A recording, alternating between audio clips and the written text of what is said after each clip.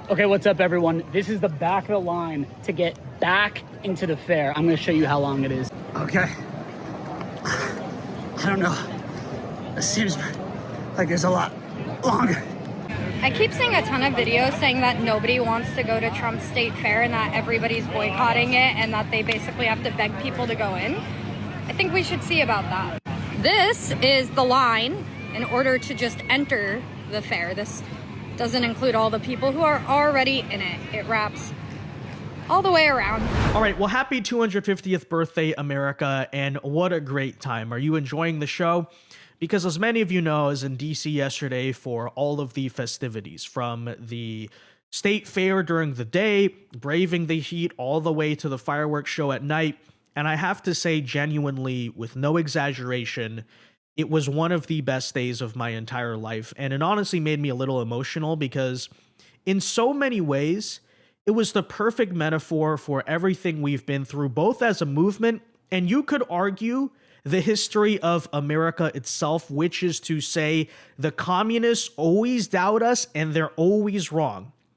Because you probably remember earlier in this week, you had the media showing up to the state fair at 9 a.m. on a Monday and saying, look, nobody is here. See, nobody's going to come. Clearly, this is proof that your political coalition is dead. You have no more support. And then predictably, when the actual 4th of July comes, what happens? The so-called silent majority, anyone remember that term, shows up. Tens to hundreds of thousands of patriots converge on DC, and notably, they stop talking about the crowd size. And then, in a very just sense of, hey, we've been through this before, we get hit with the adversity, right? You have the lightning delay, and once again, the communists are pointing and laughing at us. And then what ultimately happens? Who had the final victory in the end? The patriot, the people who trusted the plan, who kept faith and never stopped believing. And again, is that not the perfect symbolism for the history of MAGA itself? Because I know we like to have short memories, but let's not forget everything we went through to even get to this position, and arguably America itself. Because what is the story of America if not the people who never stopped believing? And it's just so true, and it makes me honestly a little bit soapy or whatever, but that's how it is. That's how it is.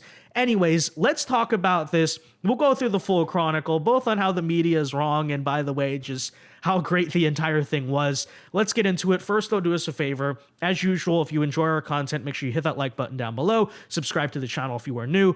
That is the best way to support our work, and it also ensures that you can stay up to date with all of the latest news and coverage. And that said, let's start in the daytime yesterday with the state fair, this supposedly controversial event that sucks. It's a disaster. Nobody's showing up. Well, as you may have seen on social media, and we'll play some of the videos, the line literally wrapped around for blocks.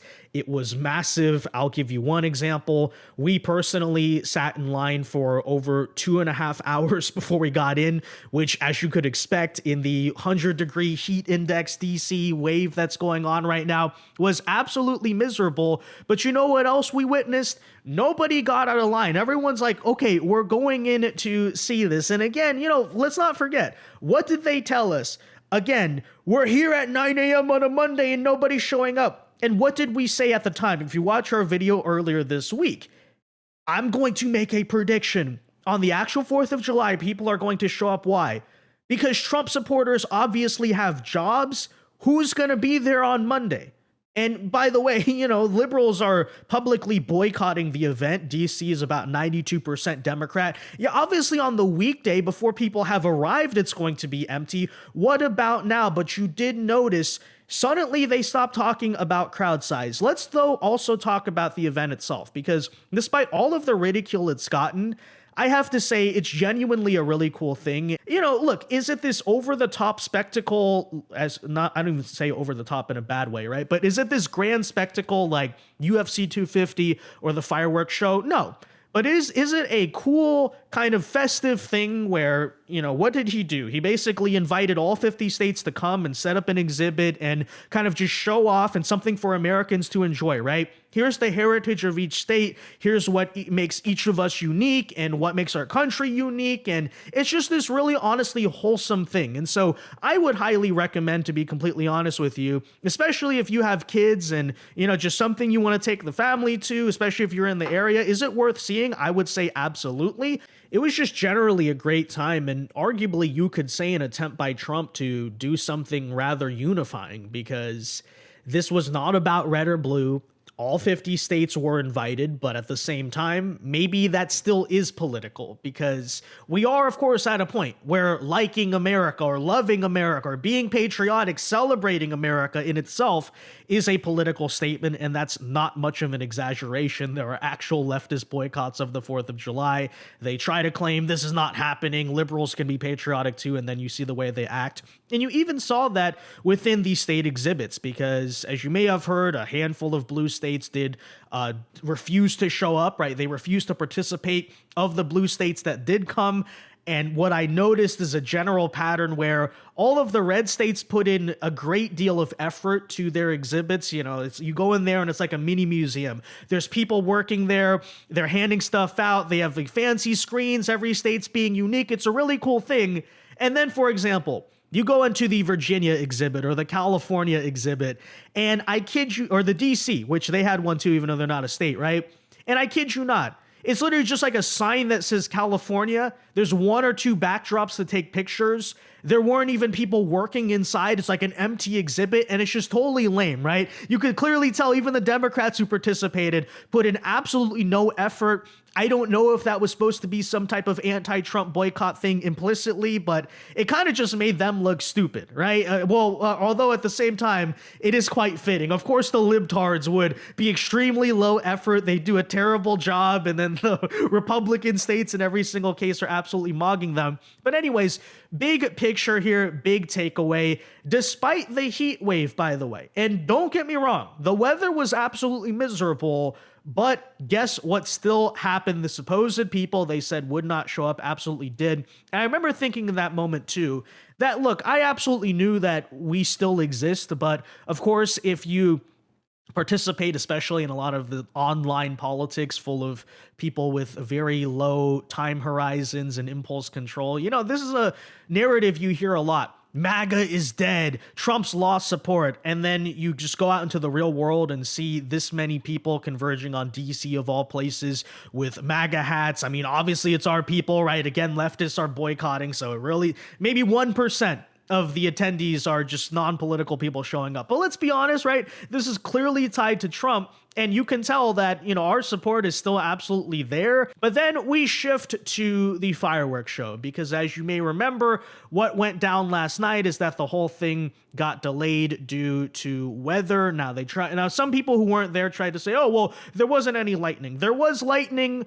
Was the storm bad enough to cancel? I'm not sure, but I think it was also largely a liability thing, which is to say, if someone did get hit by lightning, we never hear the end of that. But of course, the moment that happens, the leftists who had nothing to work with all day because the event actually was packed, suddenly moved to say this, ha ha ha, guys, you got owned by the weather. Look, there's a lightning delay. Brian Krasenstein, for example, says Trump's July 4th celebration got evacuated because of storms. This is so representative of the Trump-esque show. I think God is trying to tell us something. Yeah, the God you don't believe in clearly here is speaking on your behalf, right? But what's great about this moment as well is, there starts to be this uncertainty, right? Is the event going to be canceled altogether? What's going to happen? Are people going to go home? I'm sure the media was hoping that. I think that's why they got excited, by the way. Oh, if we have this weather delay and things go on later, maybe it gets canceled. Hey, if Trump gives a speech, nobody's going to show up and we're going to have our moment. And ladies and gentlemen, what I can simply tell you is the exact opposite happened.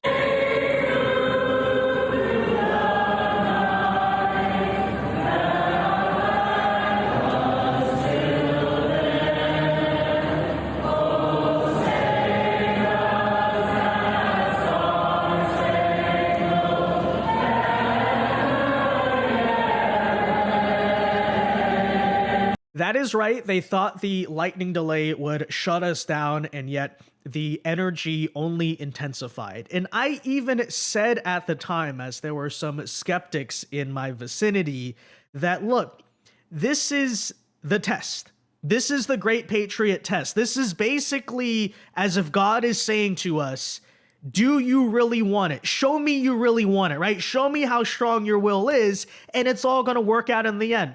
I delusionally, defiantly believed this the entire time, as did tens to hundreds of thousands of people around me. Everybody's basically refusing to leave. Eventually, they evacuate us into some federal buildings, but still, there's the open question, hey, we don't know when this is going to resume. You can just go home. It's been a long day. By and large, nobody's freaking leaving. As a matter of fact, the New York Times put it quite well as they're trying to report, which is very interesting too, by the way. I guess a note I should make on this.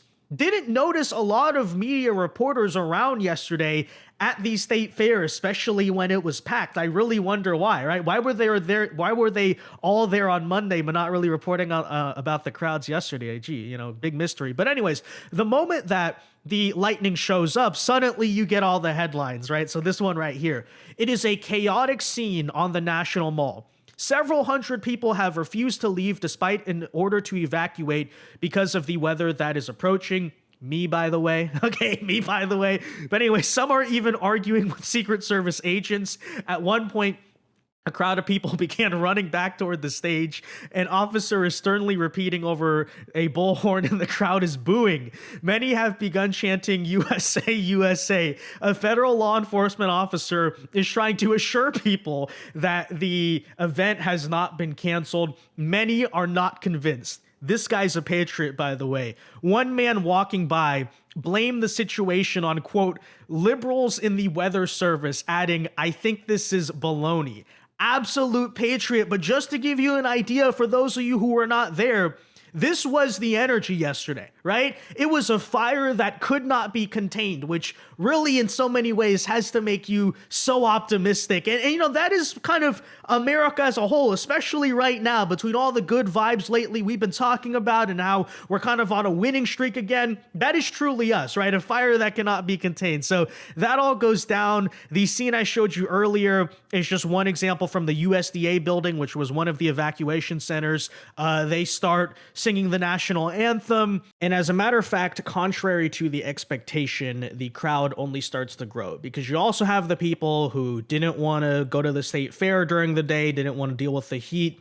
The half patriots, we'll call them, the 75% patriots, but still patriots, right? They start packing. For example, you see this is the metro stop to get off near the whole event. And at nighttime, the crowds are surging. And then, of course, President Trump kind of makes the executive decision, because keep in mind, you're dealing with sporadic thunderstorms and lightning throughout the night. But what he basically says to thunderous applause, the moment the weather delay is lifted, everyone is roaring, is that the show goes on. Why? Why does the show go on, by the way? Let's define the reason. Because this is America. So, of course, the show goes on. Trump, he said those veterans had to go through bad weather on D-Day. I'm going through bad weather. No matter what happens, I am delivering this speech. We are going to do this program. Maybe it'll be a little bit shorter, but I'm going to do it, whether it's 10 or 11 or 2 a.m. And I said, Mr. President, there might not be anybody here. He said, I don't care. It's America 250. If they can storm the beaches of D-Day, on D-Day, I can deliver a speech and we can keep this program going. And here's what he said. Storms bring luck to whatever the occasion. They also make events a little bit more exciting. We will wait it out. I don't care if it's 2 o'clock in the morning or 1 hour from now. Looks like it is going to pass. They always do, which again, a great metaphor for everything, a great metaphor for battling the communists, we will say, right? But I will be there no matter what. He's going to stand on the stage, right, till the curtain falls. Great metaphor for Trump again. But the what usually turns out to be a good thing. It's Saturday night. Let's have some fun, even if we are out late tonight. And that is, of course, exactly what happened. So the crowd inside, packed National Mall, whole situation. Trump gives his speech. great time with all of these World War II veterans and things like that on the stage. And then, of course, as you may have seen in the videos, perhaps the greatest fireworks show in all of American history proceeds. And for everything we went through all day, between the heat, the long lines, the delay, the thing of, oh, are we gonna make it? You know, even personally for us, I know our side of the line, for a while they weren't letting in, and we're like, oh shoot, did we get in the wrong line because it's totally chaotic? And then literally the National Guard lifts the barrier and let us in. And so the entire thing, right, you all come together, it all was worth it in the end. And it was just like the great, such a great story. But anyways.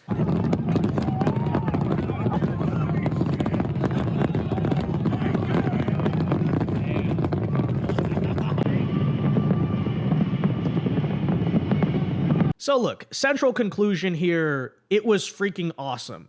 And truthfully, I don't know if it was entirely safe because there was still kind of heat lightning going off in the middle of the fireworks show. Someone captured this shot, I guess. As you can see, while fireworks are going off, lightning literally hits the Washington Monument. But I would argue, say what you will about the weather delay and the whole situation, it really just did add more mystique to the entire thing, right? Because you had so much seething all day. Oh, this event is a failure. It's a disaster. Ha ha ha. Look at the heat. Oh, you mean the severe weather that the Patriots are braving through, unlike you? Oh, look, the weather delay. It's going to make this event a disaster. Nobody's going to show up. It just made it cooler, right? Watching as the clock strikes midnight, the fireworks are going off for 40 minutes. Apparently some 850,000 munitions were being used. You know, we're still standing on the stage.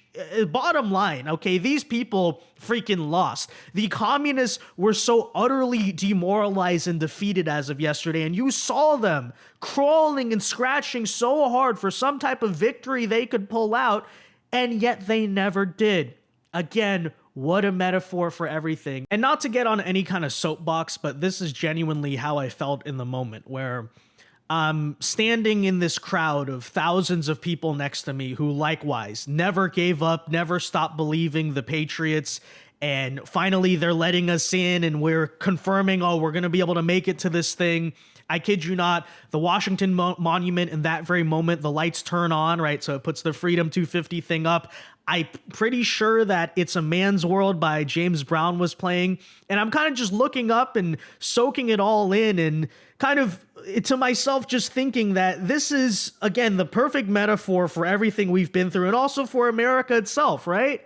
Because, you know, again, I know people have short memories, but think back to, for example, just after that day in January of 2021 and how on paper it seemed so over, right? And there's so many of us, that, myself included, that always kept the belief, hey, we're going to win it back. He will be back, right? He will return. But on paper, how ridiculously implausible that was. But, you know, that is, again, in so many ways, the story of America. Same thing, for example, with the Revolutionary War. You know, a lot of people talk about the summer of 1776. Nobody often talks about the fall and winter of 1776, where on multiple occasions, the entire revolution was almost over before it started. One of my favorite my single favorite Revolutionary War story dates back to the Divine Fog, as they call it, at the Battle of Brooklyn, where, if you guys know, so after we declare independence, you know, I believe the colonial army is occupying New York City, but that's when the British, you know, months later, they show up heavy with their armada. You know, this is like the true British army. Before they were playing at war, here they come, and at the Battle of Brooklyn, they basically absolutely destroyed the Patriots. And, you know, George Washington and the entire army are on the verge of capture, on the verge of defeat, and they need to somehow escape from Brooklyn to Manhattan to avoid capture. And there's only about 9,000 colonists left, and it's a grim situation, and they're trying to get out across the river, but they might not have time. And to make a long story short, the Patriots are absolutely screwed until what was described at the time as basically Providence. If you read some of the quotes of the soldiers who fought in it, this almost divine fog just rolls in. It's very thin, it's very narrow, very meteorologically improbable, just rolls in and perfectly masks the colonists' escape. And I encourage you, go research that story more for yourself. I might have talked about it at some point years ago.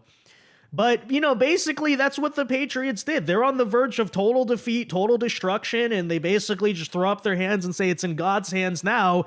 And guess who came to save the day? Guess who had their back in the end? And again, is that not like the perfect story to just remember sometimes, to revive an old quote from the first Trump administration, which, frankly, back then I even used to criticize because I thought it was sort of an excuse for inaction, but especially with the state of modern, especially online politics and all the panicins nowadays, it is sometimes good to simply just sit there and trust the plan, which is not to say do nothing, but it's also to have the belief, hey, we're going to win. Things are going to work out. Stop freaking out all the time, right? Don't have despair.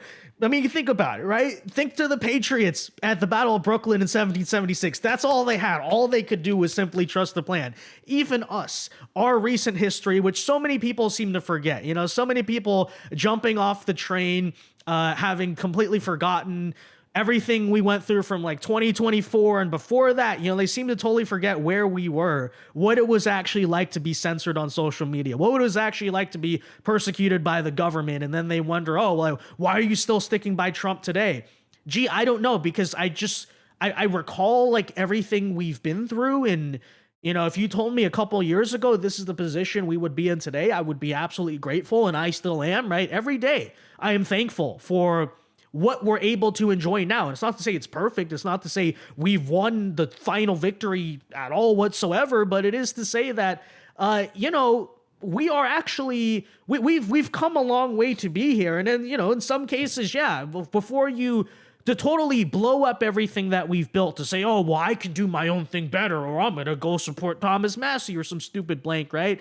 How about have a little bit of belief that it's going to work out and we're going to win and things are going to be okay. And, I'm not even sure I necessarily needed the reminder of that, but yesterday, I never walked away feeling more white-pilled. I was just like, dude, we're gonna freaking win. We're gonna freaking beat these people. And I mean, I don't know, maybe I'm getting sentimental or whatever, but I'm just being completely honest with you. That's how I felt, right? Going through everything yesterday, all the doubt, all the skepticism, all the criticism, and then to come out, prevail, to do something awesome, for people not to leave, for there to still be so many patriots here who wanted to go see this, who wanted to go enjoy this, who are on our side of the team. It's a genuinely very uplifting feeling. And, I'm, for those of you who got to experience it, I'd say cherish it, because, you're genuinely very lucky, and, it's not something we should take for granted at all whatsoever. But nonetheless, I'll leave it at there for now. We have much more to talk about in regards to the 4th of July, especially leftist protesting, and now they're criticizing the weather report in DC. They're claiming we polluted the sky. This is the new criticism. We'll get to that. But for now, just wanted to recap a little bit of my personal experience. But yeah, we're so back, we're gonna win. Okay, that's all I can say. By the way, imagine being a stupid communist and hating on everything you saw, right? Greatest fireworks show in history. Oh, actually, that sucked, actually. These people are losers. They're losers. What you know what losers do? This is very important to understand. Losers lose. Losers are defeated in the end. That's why we call them losers. Do not forget that. Again, don't use that as an excuse for complacency. Don't just sit around and say, I'm going to trust the plan sitting on my couch. But also use that to say, we're going to act, we're going to put up a fight, but also we have a belief it's going to work out. Everything's going to be okay. If you don't want to channel the spirit of, say, MAGA in 2021, because that was a time people seem to forget, I don't know, then channel the spirit of the Patriots in fall or winter of 1776, not just the summer. The summer is the good time. Oh yeah, party, we signed independence. That's so cool. Okay, what is it like in the trenches when all hope seems lost? That's the test. That's the test of your will, of your self-belief. And again, very glad to see, not just me or whatever, but like tens to hundreds of thousands of patriots yesterday understood the mission completely passed the test with flying colors. That's why I say there is no reason to despair. We're going to win, because if we're standing next to the people who all there yesterday, they're rowdy, they're refusing to give up, they're refusing to leave. If that's the people we're next to in the metaphorical foxhole, I think we're going to be okay. I think this country's going to be okay. But anyways, that said, let me know your thoughts. Be sure to leave a like on this video. Subscribe to the channel if you are new. Until next time, God bless and peace.